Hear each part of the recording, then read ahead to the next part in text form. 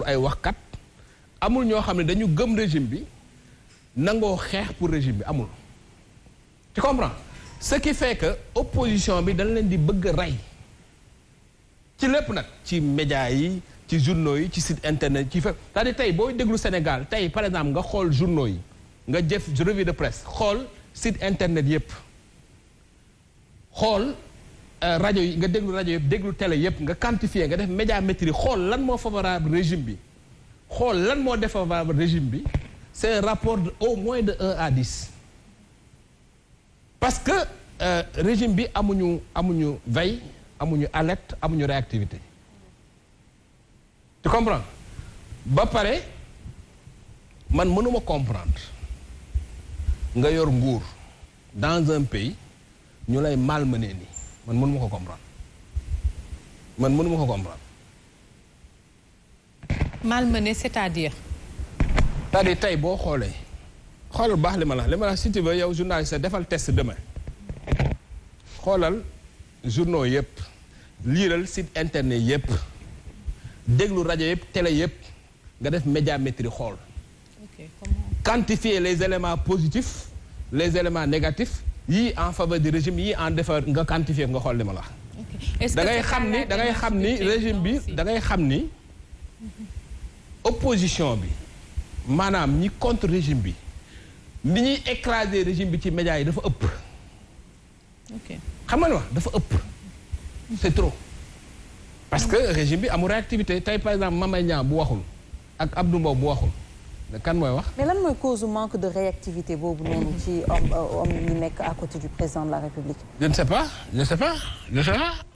peut-être manque de conviction la mais en tout cas daal li ma la bëgg a xamal daal man boog sama constat laay def de je pense que ñoom il gagnerait organiser waat seen yëf yi.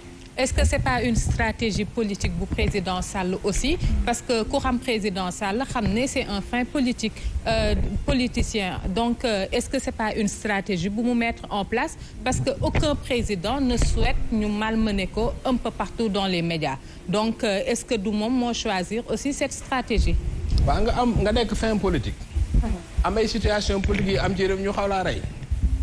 nga toog ni fin politique nga loolu moom bu yàggee ba doo faatu ou à défaut fin politique kay mooy nga arrangé wu ba nga xam ni enjeu boo xam ni intéressé na la au moins nañuy dégg sa baat sax am réactivité xam nga ne voilà au moins na nga proactif sax au moins même bu fekkee ni sax même bu fekkee ni sax est une réponse il faut parce que même bu fekkee ni sax parce que man je pense que nguur ak loo ñàkk njariñ même boo dominer opinion bi war nga au moins diviser opinion bi xam nga la c'est-à-dire war nga am sa ambition même bu fekkee ni sax yow waroo def ay pexe ba dominer opinion bi war nga mën a def ay pexe au moins pour diviser opinion bi au moins nga fexe ba ñii am opinion yu favorable ñii am opinion yu défavorable wala à défaut mu am ay défenseurs sous-marins c'est-à-dire des gens qui font semblant de l'attaquer alors que ils le défendent. loolu moom xam nga ku nekk responsabilité nit la xam nga dans la vie ku nekk ak sa choix xam nga ma àdduna ku nekk yaay xool li nga bëgg nga def ko liberté nag culture individuelle la xam nga li ma nit ku ne da ngay am sa culture liberté am na ñoo xam ne c'est vrai ay sous-marins lañu te dafa bari nag dafa bari lool am na ci fu ne am na ay patron de presse am na ay boromi télé boromi rajo yoo xam dañuy xëy suba wax fii guddi gi ñu dem palais lu ne am na fi. da nga ci xam yow. man xam naa lépp man li xew Sénégal lépp laa mais est-ce que doo ñu ci wax man yooyu dama man li Sénégal xoolal man Sénégal xoolal déglu baax li ma la lu ma xamul Sénégal rek mooy lu ma intéressé wul réew mi lu fi xew dama koy xam loolu bari na fi mais li am solo du loolu xam nga li am solo mooy lan nit ku ne li ngay def ñaari arbitre nga ci am benn bi sa conscience la benn bi sa diggante ak sa borom la dégg nga baax li ma la nit nag soo dee dund da nga bëgg a nekk jullit da ngay gëm yàlla mooy lan mooy nga xam ni dëgg maam Abdoulaye Ciss Dabakh wax na ko nee na du wàññi fañ du wàññi wërsëg loolu nag croyance la nit ki mën na ko gëm mën na ko bañ a gëm loolu nag boo ko gëmee li ngay wax mooy li nga gëm tu comprends. Je pense que magum mais monsieur Seck avez-vous je foofu laay daane leneen ne avez-vous écrit le livre du président. livre président binduma ko te su ma ko bindoon dama lay wax sax plus grave su ma ko bindoon mooy gën fopp nii ñu ko bindee fuuf. parce que du ma bindee nii. livre yi laa bind man. Afrique respecte la si gis nga lii maa ko bind. c'est goulot qui étrangle le Sénégal maa ko bind. livre président bi dafa baaxul wala. livre yi boo ko liiree waxuma baaxul de dama ne livre yi boo ko liiree nga liir livre président xam ni binduma loolu. mais lu tax ñu la koy jiiñ lu tax dama lay xamal benn non dama lay wax benn affaire xoolal man bindantuwuma man du ma bindantu lii bu ma bind ku ko liir xam ne lii maa ko bind. texte bu ma baaxul ci livre président waxuma baaxul de. mosuma wax ni baaxul dama ne la su ma ko bindoon ku ko liir xam ne maa ko bind. ci style journaliste. te su ma ko bindoon dama naan maa ko bind. mais lu tax ñu la koy jiiñ tout le temps moo ko bind. xam nga lu tax nit ñi di ma ko jiiñ parce que gis nañ ñi parce que man j'assume mes rapports avec le président. xam nga man bokkuma ak ñiy dem ci guddi gi di dem kër Macky Sall bu ñu xëyee suba non duñ gisante ak Macky Sall duñ waxante man du ma genre boobu. man du ma façon boobu xam nga man ban façon la Macky Sall sama mag la je l'assume. damay wax ak moom damay seq ak moom dama ko yéene jàmm est-ce que da nga baax li ma la. loolu dama koy wax parce que loolu moo nekk. allez-y on vous écoute. est-ce que da nga baax li ma la. loolu lu tee loolu teewul bu defee loo xam ne ci réew mi jaaduwul dama koy wax dama koy bind. dégg nga wax bi. boo dee assumer nag say relation ak président dañuy jàpp ni da nga nekk ci logique complot mais livre bi su ma ko bindoon dama xam nga lu tax am na ay livre chef d'état yu ma bind. yoo xam ne damay ñëw ñu fay ma xam nga li ma bind livre bi joxe ko bind naa ay livre ba tey bind naa ay livre interview yoo xam ne dama ko signé bind naa livre yoo xam ne signé wu ma ko parce que métier la. nga ñëw ñu jox la livre bi nga ñëw ak président bi ngeen def interview nga dem bind livre bi delloo ko livre am mu fay la sa xaalis. mais loolu bu ma ko bindoon dama naan maa ko bind. mais ku xam ni may bindee man lire samay livre livre Macky Sall xam ni binduma ko su ma ko bindoon dama naan maa ko bind. mais binduma ko d'accord ñu ñëwaat un peu rek ci discours chef de l'État par rapport ak fermeté bi mu am bi ko syndicaliste yi waxee âge retraite bi ñu yóbbu ko 65 ans. l'alignement mu bañ ne duñu ko yóbbu 65 ans peut-être certains me diront que ne waaw peut-être par rapport ak ñi nga xamante ne daf leen jël teg leen ci wetam ñu ne ay politique lañ âge politiciens yi ak bu ñi nga xamante ne ñoo nekk fonction publique bokkul mais est-ce que tey jii jàppoon ne xaw naa am benn contradictoire un peu même si bu fekkee ne wax na ne peut-être c'est pour permettre ndaw yi nga xamante ne amuñu liggéey ñu mën leen jox loolu nga xamante ne moom soxna si yow jàpp nga ne aussi dañuy nekk ci réew moo xam ni population bi 70% de la population yëpp ay ndaw lañu. ngay yóbbu âge de retraite 65 ans alors que ndaw yëpp amuñu liggéey. mais am na ñoo xamante ne ñu ngi dem ba 65 ans. waaw mais loolu ay fonctions yu spécifiques la yooyu bariwuñu c'est des corps yoo xam ne du corps yu bari. mais nga jël fonction publique bi yëpp jëpp retraite bi 65 ans. yokk ci 5 ans yoo xam ne nii am na ndaw yoo xam ne ñu ngi toog soxlam xëy mënuñu koo am loolu aussi soxna c'est un problème wala noonu. xëy na président ni mu ko waxee la mais man loolu dama ci d'accord. mënoo nekk ci réew moo xam ni ndaw yi amuñu liggéey amuñu porte amuñu place amuñu xëy yow yaa ngi ñii di génne 450 milliards pour ndaw ñi am liggéey ba pare ñu la da ngay yokk âge de la retraite à 65 ans loolu c'est contradictoire voilà. mais est-ce que waxeewuñu par rapport ak ñi ñu yokkal peut-être seen âge retraite wala des retraités sax yoo xamante ne ñu ngi diriger ay postes yoo xamante ne. voilà là c'est une vraie question par exemple ñun ñoo xam ne def nañ seen carrière depuis des années par exemple quelqu'un comme Moustapha Niasse osons dire les choses président de l'Assemblée nationale ci réew mu jeune nii. loolu kenn mënu ko comprendre. looloo tax nag pourtant loolu tax ma poser la question boobu bu ñuy wax loolu aussi loolu moo ko war a accompagner maanaam rajeunir poste yi dans l'État. nga xam ni jeunes yi aussi dañ leen di mën a jox seen wàll ci yëf yi. je pense que loolu laa la doon wax parce que moo tax ma ne la ñenn ñi dinañ wax peut-être poste politique la parce que ñu bëri dañuy jàpp ne ay politiciens lañ mais gis nañ ne ñi ko entouré yépp ci poste de responsabilité ñenn ñi yi ñu yor ay mag la yoo xamante ne war nañoo dem à la retraite. non loolu moom dans l'absolu on est parfaitement d'accord. C'est-à-dire que tu ne peux pas avoir un pays aussi ba pare li tax def ay ndaw ci poste de responsabilité yi baax mooy àdduna dafay dox te jamono bi ni muy doxee ak technologie bi ni mu bindoo li ma jàpp mooy loo gën a ndaw gën a xareñ donc bu fekkee da nga am ambition yóbbu fu réew mi sori ba yóbbu fi sori doo jël ñoo xam ne nii yaa xayti mu laan modernité bi bàyyi na leen fi yàgg na seen jamono wéy na yàgg na nga jox leen poste yi bàyyi xale yi.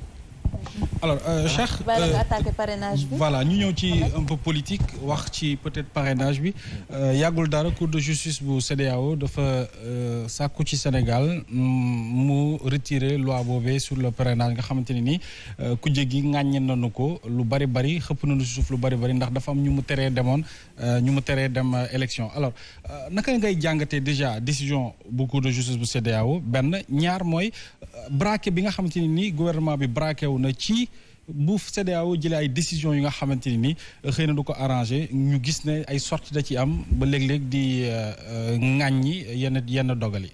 bon d'accord xaaral ma wax la li ma ci xalaat. dama lay wax en tant que juriste. yàlla dafa def droit laa jàng. ci décision justice boo gis dafa am ce qu'on appelle appréciation en opportunité et appréciation en légalité. maanaam li ngay àtte mën nga ko teg ci loi wala nga teg ko ci li nga jàpp ni moo war a doon décision bii nag CEDEAO daf ko teg ci loo war a doon dafa apprécier en opportunité te CEDEAO warul xalaatal Sénégal ni muy organiser élection ah parce que réew mu ne da nga am souveraineté pour organiser say élection ba pare amul benn démocratie au monde amul boo xam ne amul filtre pour candidature présidentielle parce que boo deful filtre waxuma parrainage bi Macky Sall def baax na de parce que ni mu ko defee baaxul mënoo ñëw yow nekk candidat imposer parrainage par force imposer ko ñëpp te concertation amul décision bi dafa war a nekk opportunité pour classe politique bi yëpp taxaw ñu waxtaan ci parrainage bi ñëpp d'accord ci mais parrainage mënta bañ a am tey France pour nga nekk candidat dafa am ay nombre de signature maire sénateur député yoo xam ne boo ko amul doo nekk candidat États-Unis filtre bi foofu la gën a mettee da ngay def ay primaire boo xam ne moo gën a metti sax élection bi tey bu ñu ñëwee ni comme neex nekkal candidat xam nga ni ku bëgg a saboter élection yi saboter ko est-ce que parce que il suffit kenn benn jaaykatu drogue ñëw jël xaalisam caution 50 millions la mu financer 200 personnes kese yàq élection yi parce que 200 personnes yi candidat la booy def journal de campagne yaa ngi commencé 8 heures 3 heures du matin du tax nga pare da nga wax bi jour vote bi comme loi bi daf ni bulletin yi bu nekk ngay jël pour voter fu benn nit doon voter tey temps bi mu daan jël bu benn nit waree jël bulletin yooyu rek pour dugg ci urne bi dina jël 10 fois fukk nit yu ñu waroon jël donc xam nga ni kon filtre bu amul élection mën naa bañ a am donc par force parrainage dafa war a am. mais manière bi moom la CEDEAO wax. waaw xaaral rek ma xaaral sëñ bi xaaral rek soxna si xaaral rek ma wax. donc CEDEAO du moom moo naan parce que CEDEAO xam nañ bu baax ni liberté boo gis constitution liberté bu mu maye dafa am liberté boobu nuñ ko ñage tey xam nga par exemple am na liberté manifestation mais doo jóg rek manifester ni nga amee liberté politique pour nekk candidat doo jóg rek nekk candidat amul ci démocratie dafa am condition yeneen ñuy teg yoo xam ni moo tax léegi nag est-ce que parrainage du Sénégal bi baax na loolu mooy débat bi parrainage bi même bu baaxee ni ko Macky Sall defee baaxul dafa war a woo acteur politique pour man parrainage bi dañ ko war a dugal ci dialogue politique bi acteur politique yëpp toog waxtaane ci ñu xool ni mu gën a jekkee ñu defe ko noonu mais filtre moom pour nekk candidat dafa war a am ci élection Sénégal loolu moo tax d'accord ma ci décision bi CEDEAO jël parce que du ñoom ñooy juger opportunité ni ñuy doxalee ñun suñu vie politique na det autant j'étais d'accord avec eux ci li ñu wax ci Karim Wade parce que loolu problème mu liberté la autant j'étais d'accord avec eux li ñu wax ci Khalifa Sall parce que problème mu liberté la autant je ne suis pas d'accord avec eux ci affaire parrainage bi je ne suis pas d'accord. kontu ci naan recul peut-être démocratique la ci man su ma amee xemmemteef fi dem présenté wu te dara du ma ci am benn gàllankoor nen ne également wala Mohamed Wade bu gisee ne tey mën na mu doon citoyen sénégalais bëgg na jël réew mi mu dem présenté wu comme ni ko tey président Macky Sall ni ko yoon maye est-ce que loolu du recul quand même ci ñuy segg boobu noonu nga xam te amoon na kilifa yu amoon mbëbët li pour doon njiitu réew loolu moo leen téye. waaw segg bu amul élection amul dara amul. segg bu amul. mais élection yi passé. mais dañuy segg ba segg ñu war a doon président xaaral wax rek góor gi. defal ndànk rek. seggin wi lañ mën a discuter seggin wi. loolu mën nañu ko discuter. waaye segg bi. voilà mais segg bi kenn mënu ko discuter. parce que amul démocratie bu sérieuse bu dul segg par force ñu segg. ni ñuy segg nag moom mënees na koo discuter. waaye bu kenn segg loolu démagogie la. parce que boo nee bu kenn segg. ku bëgg a yàq démocratie Sénégal yàq ko parce que fonction présidentielle lu sérieux la n'importe qui warul daggate langue rek ni day nekk candidat. d'accord nga ci ñu génnee fi parrainage wala ñu continuer di segg. parrainage bi kenn waru ko fee génnee. par contre parrainage bi dañ ko war a waxtaanee comme Macky Sall teg na ko classe politique bi d'accord ci dañu war a toog waxtaanee ko.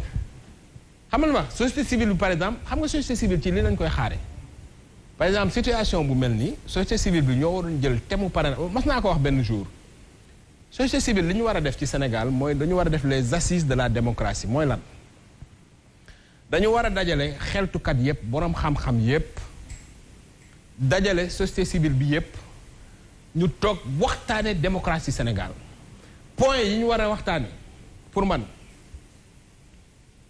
parrainage bi ci la bokk raw gàddu ci la bokk parce que raw gàddu du démocratie ci la bokk caution bi ñuy fixé pour nit ki fay ko pour mën a nekk candidat ci la bokk dégg nga wax bi ak statut président de la république bu gagné ba pare est-ce que day nekk chef de parti wala dafay kon ne loolu ci la bokk liberté assemblée nationale parce que Sénégal principale faiblesse suñu démocratie faiblesse su assemblée nationale ci la bokk et puis relation entre justice ak pouvoir judiciaire ci la bokk pour man dafa am point yoo xam ni voilà mooy point faible yi nga xam ni mooy point faible suñu démocratie loolu société civile bi mooy war a toog def les assises comme ni ñu defee woon les assises nationales ñu def les assises de la démocratie point yooyu yëpp ñu jël ko waxtaane ko xool ni mu gën a équilibré ñu jël ko proposé ko. mais est-ce que doon waxtaanu ku tëx Cheikh. parce que gis nañu assise nationale. lan la jur gis nañu fi dialogue politique dialogue national souvent. même bu fekkee ni après. waaw da nga koy jox nguur gi ñu def leneen. yow defal li nekk sa responsabilité. xam nga baax na même nga c'est-à-dire que yow société civile nga da nga bëgg a démocratie jak Sénégal te yow da ngaa diggu doomu dajaleel ñëpp dajale borom xam-xam yi ngeen waxtaan. trouver formule yi gën a équitable. yi gën a digg dóomu nga proposé ko bu ñu ko defoon yu bari dina jàll par force parce que opinion bi dafa am lu muy jouer aussi ci ñuy jiite. xamal ma mais Cheikh Yérim yaa ngi koy wax Sénégal dafa bokk ci CEDEAO ak yeneen i dëkk bu fekkee ne CEDEAO dafa génnee li nga xamante ne wax na ko ci parrainage alors que le Sénégal tout le temps dafay wax nañu respecter institution yi mu nekk benn institution communautaire est-ce que Sénégal war na ko bañ a respecter même si on parle de souveraineté. waaw mais CEDEAO bu génnee loo xam ni parce que CEDEAO c'est pas Dieu. ah on en disconvient. CEDEAO du yàlla. ba pare CEDEAO enjeu yi ñu leen di xaar duñ leen ci gis mukk. la preuve Macky Sall bi mu indee parrainage bi à 6 mois avant l'élection lan la CEDEAO wax. te pourtant loolu charte démocratie CEDEAO daf ko dàq. bu ñu demee ba élection yi de 6 mois lépp lu jëm ci élection yi kenn war cee soppi dara.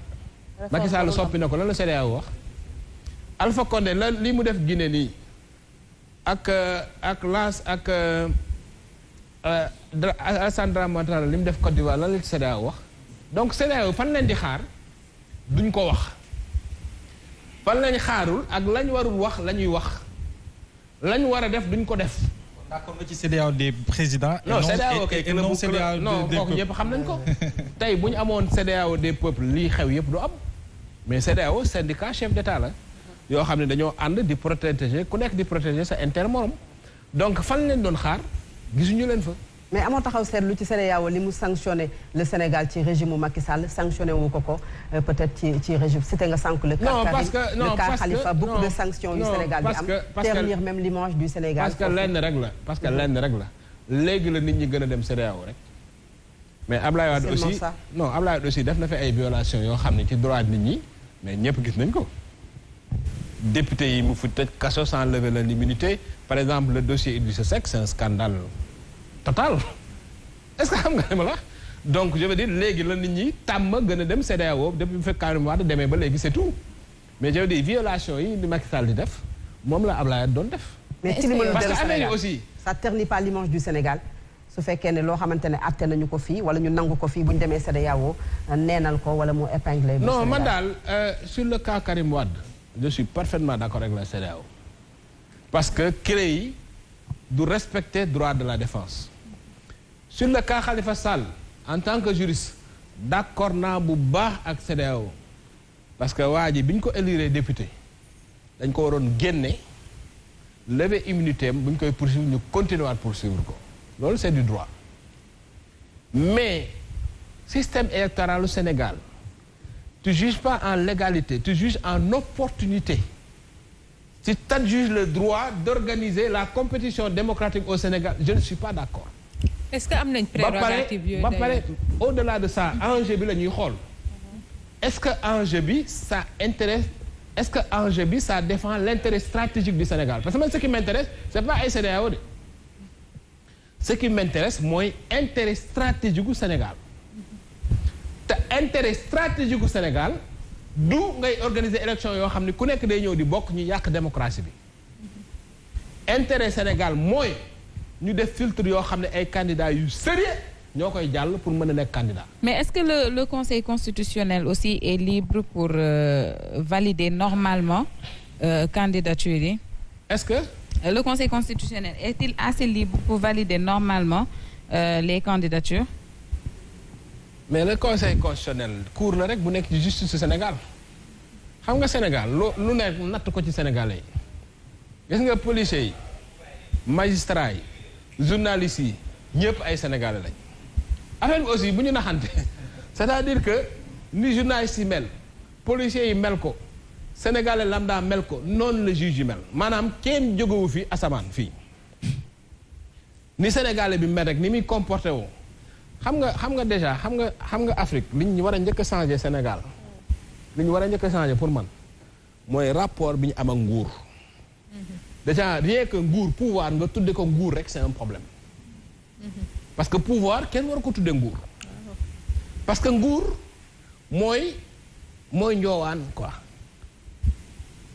nguur boo ko doon traduit ci français mooy jouissance alors que pouvoir de jouissance pouvoir responsabilité la mais déjà boo ko tuddee nguur rek boo wax président de la République dooni jiitu réew mi da nga naan boroom réew mi loolu rek déjà c'est un problème xam nga problème yooyu déjà boo ko réglé woon ci sémantique rek déjà da ngay fausser le rapport au pouvoir loolu nag li mu nekk ci bopp nit ñooñu mooy rejet ci yépp mooy feeñ ci ni conseil constitutionnel di defee mooy feeñ ci ni justice bi di defee mooy feeñ ci lépp.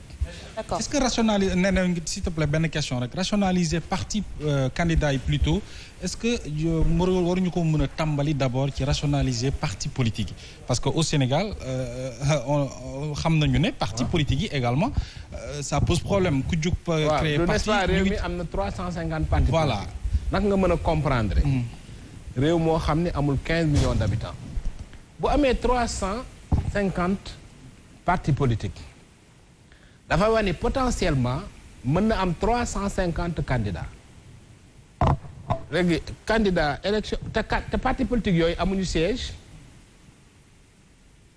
seen fonctionnement parce que parti politique yooyu loi bi moo leen teg nii da nga doon am siège am adresse fu ñu leen mën a fekk seeni compte xaalis bi seeni koppar at mu jot da nga doon def bilan yónnee ko ministre de l'intérieur teg leen charte yu bari charte yooyu parti yi respecté wuñ ko mais dañ parti yi ko respecté dañ leen war a teg ay daan dissoudre leen tas leen su ko defee parti yi nga xam ni moo ko ne di nekk ay parti mooy parti yi nga xam ni ay vrai parti lañu loolu aussi dafay bokk ci li leeral démocratie.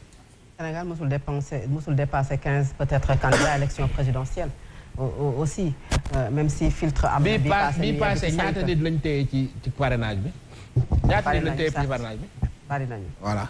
alors peut-être bu fekkee mën nga ñu ko may ne une dernière question waaw ci local yi ñu boole ko peut-être ak mbiru Ousmane Sonko yi dégguñu la ci bi mbir yi amee ak léegi mais bi mbir yi jeexee gis nañu ko mu defaat beneen sortie sànq ñu ngi woon ci discours du président de la République bi mu defoon le 1er mai moom mu génn également yëkkati ay kaddu yoo xamante ne wax na ko ci rapidement rek ban lecture nga am ci loolu nga xamante ne yëkkati na ko ci kaw discours du président de la République. man Sonko dama gis ni dafa xaw a dafa dalul temps yi.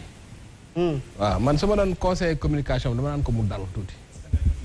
waaw non même mu nekk ci rëram pour man waxam dafa commencé bari. ah oui waaw c'est-à-dire que pour man moment bi day moment boo xam ne dafa war a jël recul. xam nga ma analyser li xew. tu comprends xalaat ci gën a defaraat stratégie man su ma ko doon xalaatal loolu laa koy wax. maa ngi gis Samuel Sarr bind benn texte tudde ko Petit Sonko tais-toi et cetera. ni mu waxee ak moom lu doy waar la. parce que kenn du waxee ak noonu nit. mais boo déggee li mu wax man su ma doon mooma ñi may xalaatal dinaa leen wax ñu liir li Samuel wax. liir ko pour lan. yaa ngi wax ne waru ko woon wax. parce que dafa war a non waxin non xam nga li nga wax ak waxin wi du benn. damel na man su ma doon digal Sonko tey nii dama naan ko mu dal mu toog mu jël recul mu xalaat parce que li ñu jóge nii vague bu fort la boo xam ni boo toppee émotion bi nga topp ko nii di wax la preuve Sonko wax na fii ci xaw ma jot na xaw ma tout ça amul benn impact. est-ce que boo ko waxee. ah non dama lay wax rek non mais loolu da nga ko war a calculer bu fekkee ni boo ma sànni wax ñëpp yëngatu. nga wax kenn yoonu kenn newu ci le lendemain nga gis titre journaux yi ñëpp jël Macky Sall def ko à la une yow li nga wax kenn waxu ci mais loolu da nga war a xalaataat donc pour man Sonko dafa war a dal xoolaat jël recul parce que communication dafa am phénomène de saturation wax dafa am fu muy toll foo xam ne kenn dootu la dégg mooy li ma wax rek biñ ma ne bi li tax bi événement yi am yëpp waxuma c'est que buy taw kenn ñu bari laajte nañu loolu kenn déggu la ci buy taw kenn du fobeere da ngay xaar ba mu taw ba pare ngay soo ko fobeere dafa am moment politique boo xam ne dafa laaj recul mais yéen ñaar bokku leen quand même parce que moom lii daf ko concerné c'est un opposant du président Macky Sall koo xamante ne quand même kenn mënatu ko génnee ci li nga xamante ne moom la ñu nekk muy politique bu Sénégal ak lu am est-ce que war na noppi aussi noppi boobu nga bëgg est-ce que xam nga ni ci politique wax communication la silence communication la te ci politique day tollu moment yoo xam ni silence noppi moo ëpp doole wax noppi moo ëpp doole wax xam nga ci politique da ngay tollu moment yoo xam ni wax lu baax sax noppi moo koy gën waaw loolu dafa am mais mi ngi départ ci moment politique bi ñu toll. su ma lay dégg ngay wax stratégie de communication wax nga ko sànq ci président Macky Sall jafe-jafe bi mu am entourage am ci wàllu communication li nga ko jigi amee itam kon est-ce que ñi nga xam te ñoo nam jiite Sénégal waruñu defaraat seen toogaay ci ñu leen wër njëkk la ca topp itam seen wàllu koom muy communication parce que impact bu muy def dafa am solo ci seen entourage ak seen i jëf ak seen i activité ci ñu bàyyi xel loolu bu baax a baax laataa ñuy mëne comme il se doit ci seen activité. waaw man dama jàpp ni politique communication daf ci am solo ni ngay waxee li ngay wax fi nga koy waxee ak jamono ji nga koy waxee loolu pour man c'est trop important ci politique jàpp naa ne politicien bu ko réussir sax foo bëgg a àgg di nga fa àgg loolu nag boo ko forcé ak noo mënti demee parce que noo mënti demee boo waxee foo warul waxee wala nga wax jamono boo warul wax wala nga wax loo warul wax wala nga wax ko anam boo ko warul waxee rek li muy yàq moo ëpp li muy defar. am na ci poids. waaw lu daf ci am solo lool. daf ci am solo lool. léegi Sonko li mu def lecture bi mu def ci discours président Macky Sall bi peut-être yeggale woo juste la forme mais le fond. non lecture bi avis la c'est son avis. Et puis il est dans son rôle. opposant la président jël na position critiqué na ko on d'accord naa mais dama ni la parce que man damay suivre Sonko. Sonko c'est un personnage politique qui m'intéresse en tant qu'analyste politique et puis damay natt li muy wax damay natt impact bu li muy wax am ci opinion parce que ça m'intéresse beaucoup bu ma nattee loolu yépp nag dama jàpp ni fii ñu toll nii noppee moo ëpp doole waxam man moom laa gëm. yaa ngi koy wax. te xam naa ne bu demee gis ay spécialistes de com ñu mesurer ay sotteem ni mu meloon ñu teg ko méngale ko sotteem yi mu mujj def ni mu mel dina xam ni dal ni réviseur stratégie am xoolaat defaraat pour ñëwaat moo gën waxam moment bi. sama gis-gis. mën naa juum nag mais mooy sama app moom mooy li ma gis. d'accord peut-être xanaa 2 questions rek par rapport ak li nga xamante ne yaa ngi koy wax léegi ndax da nga am benn rapport particulier ak ki nga xamante ne moo di Ousmane Sonko sànq yaa ngi koy wax ci sa kàddu da ngay réclamer haut et force amitié ak ki le président de la République et c'est quoi. non waxuma amitié xam nga Macky Sall du sama xarit. c'est relation peut-être. c'est une relation je veux dire. non dafa ndànk rek waaw xamante nañu. mais sànq li nga wax moom amitié la parce que yaa ngi koy wax. tout à l'heure dama ni man. am naa firnde. am naa yàqin ni président yéene na ma jàmm. xam naa raison yi tax mu wax loolu. nit ki nag bu la yéenee jàmm da nga koy yéene jàmm. moo tax ma yéene ko jàmm. tey il m'arrive ma gis doxani réew mi. ma jàpp ni lii bu ko defee moo gën pour réew mi ma wax ko ko il m'arrive ma ne ko président ma bind ko ne ko lii ak lii di gis naa lii fa la yam du sama xarit parce que du sama morom bay xaritoog man yaa ngi dégg mais yéene naa ko jàmm. mais ba pare encore une fois. transparence dafa baax xam nga lan mooy transparence mooy nit doo comme nuñ koy waxati sax doo ëf ci kaw nuñ koy waxee sax ci wolof. matt di ëf waaw man gëw ma lool c'est-à-dire maanaam guddi gi nga dox dem dugg ak Macky Sall wax ak moom li ngay wax ak moom. yow yaa ngi. loolu wax nga ko ba pare dégg nañu. defal ndànk rek. yaa ngi wax ak Macky Sall loolu dégg nañu loolu tax ma permettre defal ndànk rek transparence dafa baax. te loolu moo amul Sénégal. tu comprends. nit ñi dañuy jëflanteeg Macky Sall. ci woy politique yi génn wax leneen. wala ñuy incarner leneen. man defuma loolu. man. j'assume mes rapports avec le président. bu ñu xëyee coow moom Sonko la laaj moom Sonko la laaj parce que temps bi dafa nag man ni ma xamee président xamee ma ko Sonko. tu comprends. président 2002 laa ko xam.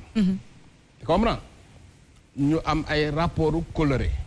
tu comprends rapports colorés yooyu jabaram jàpp ci bu baax a baax macha allah. tu comprends yaayam Fatou ma jógee Jeune Afrique Paris ñëw jaale si ko. sama papa gaañu mu ñëw jaale si ma donc ñu am rapport yooyu loolu ça date de plus de 10 ans. donc du rapport amitié. dafa ndànk du amitié kóllëre la xam nga Sénégal ñëpp ay wóllëre lañu. yaa ngi dégg ñëpp ay wóllëre lañu. Sonko man bi ma koy njëkk a gis mooy bi ma ubbee Yérim Post di ko interviewé première interview bi ma def Yérim Post moom la. bi ma ñëw ñu def interview ba pare ñu waxtaan ma gis ni aussi nit ko am ay idée la.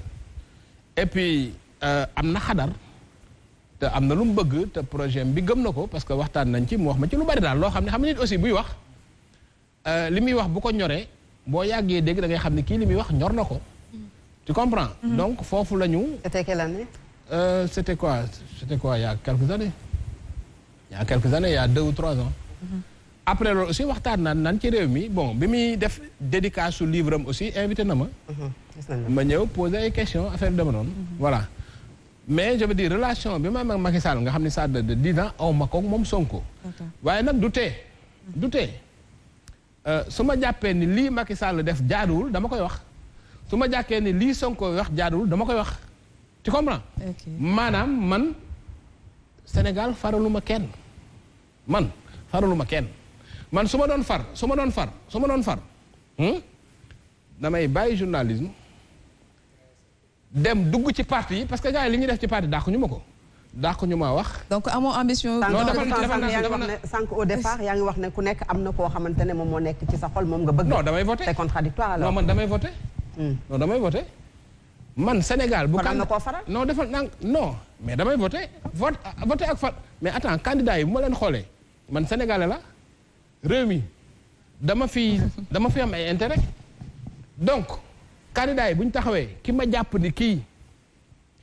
jàpp ni kii moo mën a yor réew ba réew mi baax ba li ma fi amakus néew mën a ñoŋ mais kooku laay voté la tu comprends man damay voté de man je ne vote pas blanc man damay voté. da say intérêt mën a ñoŋ. xam nga baax na nga man dama sénégalais la te dama bëgg réew mi dox donc candidat yi dafa am ñoo xam ne ñoo ma gënal loolu du ma ko nëbb de. alors c'est clair. mais par contre loolu bokkul ak sama métier journaliste dara loolu du tee tu comprends homme politique bi may seqal li ma xalaat ci moom ci lu baax wala lu bon mën naa ko wax bu ma ko mayee ci boppam mën naa ko wax directement comme mën naa ko wax ci média yi. alors oui.